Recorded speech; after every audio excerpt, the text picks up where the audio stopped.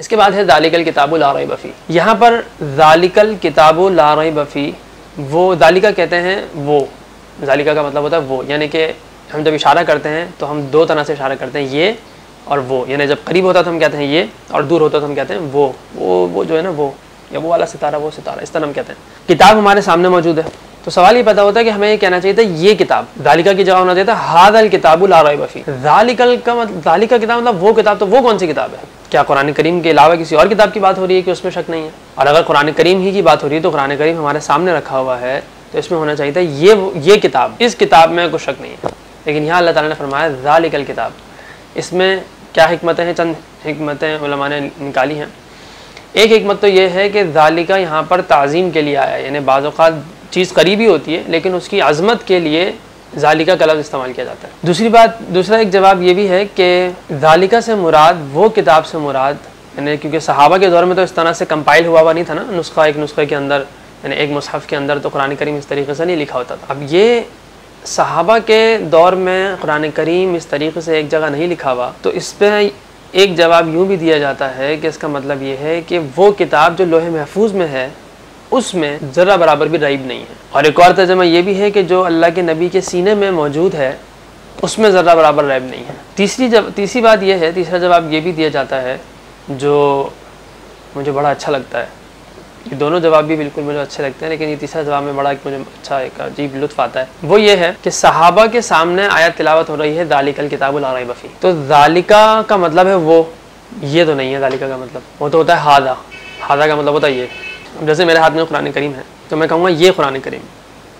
अगर मैं बोलूँ मेरे हाथ में वो कुरान करीम है तो ऐसा लगेगा मैं इसके अलावा किसी और कुरान करीम के नुस्खे की बात कर रहा हूँ। कुरान करीम का इस तरह से नुस्खा तो सहाबा के दौर में था नहीं। ये तो हज़रत अबू बकर सिद्दीक़ रज़ी अल्लाह ताला अन्हु ने एक जगह जमा फरमाया था। सहाबा के हिसाब से देखें तो इसमें हमें कुरान करीम किताबी शक्ल में मुरतब नहीं था, तो सहाबा के सामने कुरान करीम किताबी सूरत में मौजूद नहीं है। तो अल्लाह ताला ये जो फरमा रहे हैं ज़ालिकल किताबु ला रैब फ़ीह, इसका मतलब ये है कि वो किताब जो, यानी जो लोहे महफूज में, उसमें भी उसमें तो शक हो ही नहीं सकता, उसमें तो रैब हो ही नहीं सकता। जो लोहे महफूज में उसमें भी रैब नहीं है। जो जिब्रील अलैहिस्सलाम लेके आ रहे हैं वो भी दूर है ना, तो यानी सहाबा के एतबार से दूर है, तो उसमें भी रैब नहीं है। जो तुम्हारे और मेरे और हम सब के नबी, आखिरी नबी हज़रत मोहम्मद सल्लल्लाहु अलैहि वसल्लम के सीने में है, उसमें भी रैब नहीं है। जो उनकी ज़बान से निकल रहा है उसमें भी रैब नहीं है। जो मुख्तलिफ जगहों पर लिखा जाता है ना, बड़ी हड्डी पर लिखा हुआ है, तो मुख्तलिफ जगहों पर कुरान करीम की जब आयत नाज़िल होती थी तो आप अलैहिस्सलाम लिखवाते थे, तो जो कातिबीन वही थे वो लिखते थे। कागज़ इतना आम था नहीं, तो जिस चीज़ पर लिखना मुनासिब समझा उन्होंने लिखा, तो वो मुख्तलिफ़ जगहों पर है। तो उन सब के मजमूए को तसव्वुर करके भी कहा जा सकता है कि वो किताब, यानी कि वो किताब का मतलब है मकतूब। किताब का मतलब होता है लिखी हुई चीज़, यानी लफ्ज़ी एतबार से, लुग़वी एतबार से। किताब को भी किताब इसलिए कहते हैं कि उसके अंदर लिखा हुआ होता है। तो ये सब चीज़ें जो लिखी हुई हैं इसमें रैब नहीं है। इसके बाद एक और मतलब भी है, वो ये है कि जो कुरान करीम का एक नुस्खा आगे आने वाले दौर में हज़रत अबू बकर सिद्दीक़ रज़ी अल्लाह ताला अन्हु के हाथों अल्लाह ताला जमा फरमाएंगे एक जगह पर, उसमें भी ज़र्रा बराबर रैब नहीं है, बिल्कुल रैब नहीं है। यानी तुम ये शक मत करना कि अबू बकर सिद्दीक़ रज़ी अल्लाह ताला अन्हु या उन्होंने जो टीम मुकर्रर की थी कुरान करीम को लिखने के लिए, और या जो लिखने वाले थे, उनमें से किसी से गलती हुई है। ये तसव्वुर भी मत करना कि उनसे गलती हुई है और हमें कुरान करीम सही तरह से नहीं पहुंचा। तो ये शैतान बाद औक़ात ख्याल डालता है कि यार क्या पता सहाबा से गलती हो गई हो, इंसान थे वो, नबी तो नहीं थे, गलती हो सकती है, तो हो सकता है कुरान करीम में कहीं ना कहीं गलती रह गई हो। तो वो उस शुबहे को ज़ाइल करने के लिए और उस शुबहे को दूर करने के लिए, और शैतान का ये जो वसवसा है कुरान करीम के मुताल्लिक़ जो इंसानों के दिलों में वो डाल सकता है, मुसलमानों के दिलों में डाल सकता है, उसको दूर करने के लिए अल्लाह ने फरमाया ज़ालिका, वो किताब जो हज़रत अबू बकर सिद्दीक़ रज़ी अल्लाह ताला अन्हु एक जगह एक मुसहफ़ में जमा फरमाएंगे, उस मुसहफ़ में भी रैब नहीं है।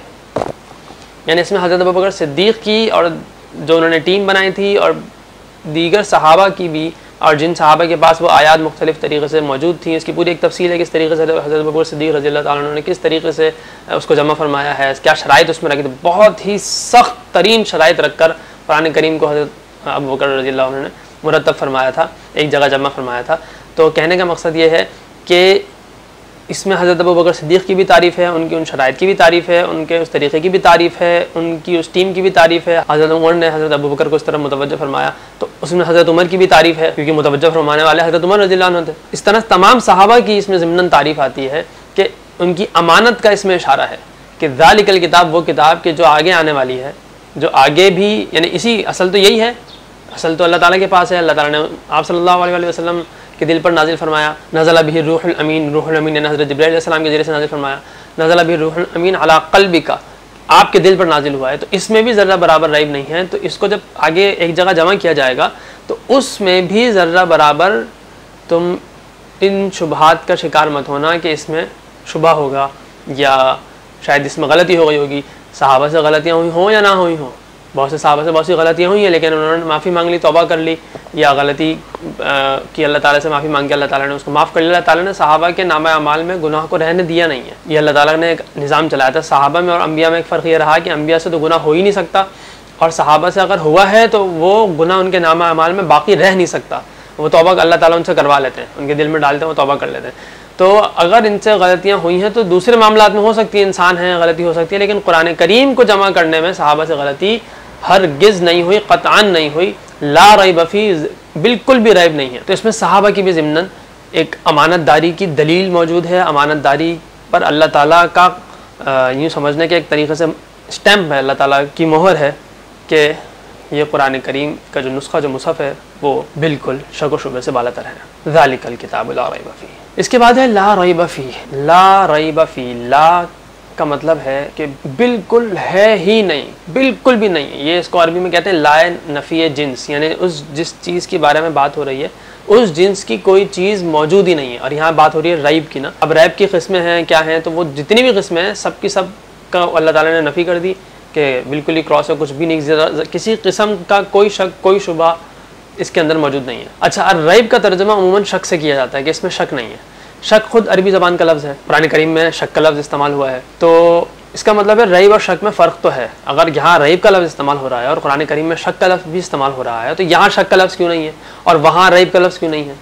तो बिला वजह तो ये हो नहीं सकता। यकीनन अल्लाह ताला ने किसी हिकमत के तहत ये किया है, तो इनके आपस में कोई फ़र्क भी होगा, यानी रैब और शक में फ़र्क होगा। तो इसको समझने के लिए हमें ये समझना होगा कि ज़हनी सतह की कन्फ्यूजन के 3 लेवल्स हैं। एक जो लेवल है उसको कहते हैं शक। शक वो होता है कि जिसमें दो तरफ रुझान जा रहा हो और दोनों तरफ बराबर यानी 50-50 हो। दूसरा दर्जा होता है जो इससे हल्का दर्जा होता है, वो उसको कहते हैं मिर्या। मिर्या ये भी कुरान करीम में इस्तेमाल हुआ है। इसमें ये होता है कि 50-50 नहीं होता, बल्कि एक तरफ रुझान बढ़ जाता है, यानी 51-49 हो जाएगा, 60-40 हो जाएगा। इससे भी हल्का दर्जा होता है, उसको कहते हैं रैब। अब मैं इसको मिसाल से समझाता हूँ। मुझे मदीना जाना है, मैं एक जगह रोड पर जा रहा हूँ, मुझे पता है मदीना के रास्ते पर जा रहा हूँ, तो सामने से फिर जो एक रोड जा रहा था वो 2 रास्तों में डिवाइड हो रहा है, यानी वो आगे 2 कट आ गए मेरे लिए।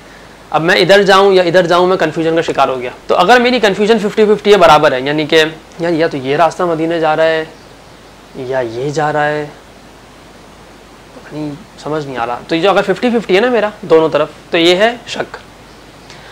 अगर सेकंड वाला जो है मिर्या, वो क्या है, वो ये है कि मैं जब मैं दोनों रास्तों को मैं देखता हूँ तो मैं कहता हूँ ये रास्ता जा रहा है या ये रास्ता जा रहा है, नहीं मेरा ख्याल है नहीं यही वाला, ये जो सीधे हाथ पे जो रास्ता है ना ये जा रहा है मदीना, हाँ यही जा रहा है, ठीक है। अब यानी कि मुझे गालिब गुमान हो गया एक तरफ कि यार ये वाला रास्ता जा रहा है, इसको कहते हैं मिर्या। यानी शक थोड़ा सा मौजूद अभी भी है, लेकिन गालिब गुमान एक तरफ आ गया है। इसके बाद होता है रईब। रईब क्या होता है कि मैं जब वहाँ पहुँचा और 2 रास्ते मुझे नज़र आए, तो 2 रास्तों की वजह से 1 सेकंड के लिए या सेकंड के भी कुछ हिस्से में मेरे जहन में हल्का सा एक ख्याल आया कि यार ये है या ये नहीं, यही है, यानी ये है या नहीं है, यानी दूसरे की तरफ रुझान अभी पूरी तरह गया भी नहीं है और फ़ौरन वापस इस तरफ आ गया और 100% पक्का हो गया कि नहीं यही रास्ता है। यानी एक हल्का सा वाहिमा आए और आकर अपना असर कर भी ना पाए सही से और वापस ख़त्म हो जाए, उसको कहते हैं रईब। तो अल्लाह ताला ये फरमा रहे हैं कि तुम शक की बात करते हो, तुम मिर्या की बात करते हो, इसमें तो रईब भी नहीं है। यानी हल्का सा जो वाहिमा और खटका जो होता है, हल्का सा जो आता है और आके चला जाता है, वो भी इस किताब में मौजूद नहीं है। सुभान अल्लाह। तो ये है रईब। तो इसी तरीके से यानी जब हम इस रईब की पूरी डेफिनेशन हमारे जहन में होगी तो फिर हमें समझ में आएगा कि अल्लाह ताला सिर्फ शक की बात नहीं कर रहे। अल्लाह ताला उससे हल्का दर्जा जो जहन का होता है और उससे भी बिल्कुल जो हल्का दर्जा होता है और जिस दर्जे से हल्का दर्जा हो नहीं सकता क्योंकि वो आता है और आगे बिल्कुल ख़त्म भी हो जाता है फ़ौरन, उसकी भी नफ़ी फरमा रहे हैं अल्लाह ताला। इसमें रईब भी नहीं है। ज़ालिकल किताबु ला रैब फ़ीह। तो जो अब इसके साथ वो मानी जोड़े जो मैंने बयान किए हैं, तमाम मानी को जोड़े, लोहे महफूज का, फिर उसके बाद जिब्राइल अलैहिस्सलाम जो लेकर आ रहे हैं, क्योंकि जो बहुत से कुरान करीम को ना मानने वाले जो लोग थे, जो कुरान करीम को नहीं मानते थे, वो जिब्राइल अलैहिस्सलाम को बहुत बुरा भला कहते थे। कुरान करीम में ही आगे आएगा, कुल मन काना अदुव्वन लिजिब्रील फ़इन्नहु नज़्ज़लहु अला क़ल्बिका बिइज़्निल्लाह, कि जिब्राइल अलैहिस्सलाम के साथ जो जिनके दिलों में बुराई है ना जिब्राइल अलैहिस्सलाम की, और जिब्राइल अलैहिस्सलाम को कहते हैं कि इन्होंने ये भूल गए हैं, या इन्होंने जिब्राइल अलैहिस्सलाम ने जानबूझ के गलत पहुँचाया है नबी तक, तो उनकी अल्लाह ताला मज़म्मत बयान फरमा रहे हैं। उसमें भी शक नहीं है, उसमें भी रैब नहीं है। अल्लाह के नबी के दिल में जो है उसमें भी रैब नहीं है। रैब हल्का सा वाहिमा खटका वो उसमें भी नहीं है, जो ज़बान से निकल रहा है उसमें भी नहीं है, जो सहाबा को याद है उसमें भी नहीं है, जो सहाबा ने जगह लिखा हुआ है उसमें भी नहीं है, जो हज़रत अबू बकर सिद्दीक़ रज़ियल्लाहु ताला अन्हु ने एक मुसहफ़ में जमा फरमाया उसमें भी नहीं है, हज़रत उस्मान रज़ियल्लाहु अन्हु ने जो एक जगह क़िरात के एतबार से भी जमा फरमाया उसमें भी रैब नहीं है, ज़र्रा बराबर खटका और वाहिमा उसमें भी मौजूद नहीं है। ज़ालिकल किताबु ला रैब फ़ीह हुदल लिल मुत्तक़ीन।